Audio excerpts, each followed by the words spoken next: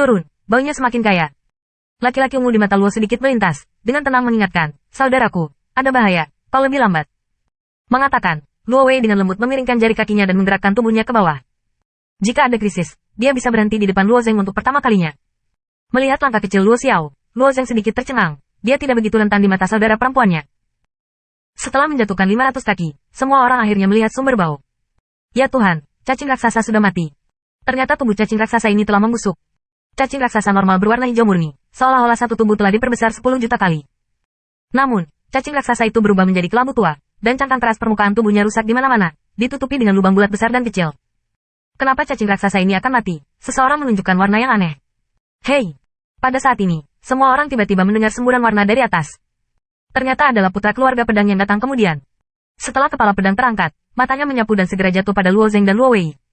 Dia tersenyum dan mengangguk pada Luo Zeng. Luo Zeng tidak tahu pengaturan pedang tanpa jejak, tetapi juga tahu bahwa keluarga pedang berdiri dengan Yu Tai Bai kali ini, dan dia mengangguk sebagai tanggapan. Larva ini adalah larva nimfa. Dibutuhkan puluhan dewa untuk menetas dari larva menjadi cacing dewasa. Dalam bentuk cacing, mereka tidak bergerak, pedang menyipit cacing busuk, dan alisnya berkerut. Naik, larva ini tidak akan melawan.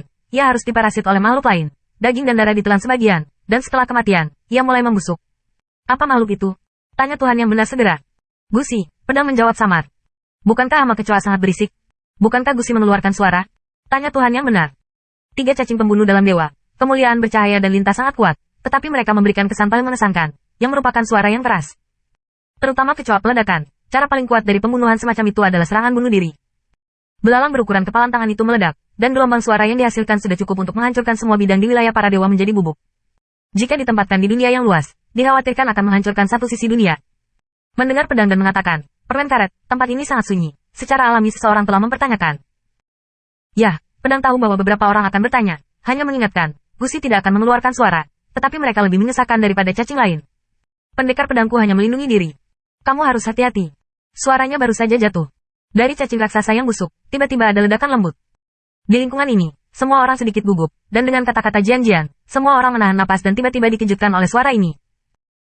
Semua orang hanya melihat tubuh cacing raksasa, dan cangkang keras meledak, memuntahkan mayat kecoklatan sedikit dari itu. Mayat biasa bukan apa-apa, hehe, seorang lelaki tua berwajah hitam tertawa. Banyak mayat telah disimpan untuk waktu yang lama, dan mereka akan memancarkan mayat yang tengik. Terlebih lagi, cacing raksasa ini memiliki tubuh yang sangat besar. Setelah jaringan membusuk dan memburuk, sudah penuh dengan mayat, dan itu normal untuk letak di bawah tekanan. Pria tua berwajah hitam itu baru saja selesai tertawa, dan dalam kegelapan, ada cahaya hitam yang menyala, dan kecepatannya luar biasa. Hei, hei. Pria tua berwajah hitam itu sedikit gemetar, lalu lengannya digantung, dan ada lubang bundar di dahinya, dan darah mengalir keluar. Oh, hahaha. Tiba-tiba, pria tua berwajah hitam itu mulai tertawa liar, berdiri di atas pedang terbang dan bergoyang, tertawa dan tertawa. Up. Pada saat yang sama, perutnya sedikit memancarkan energi yang sangat kuat, yang merupakan pendahulu bagi penghancuran diri dan Tian.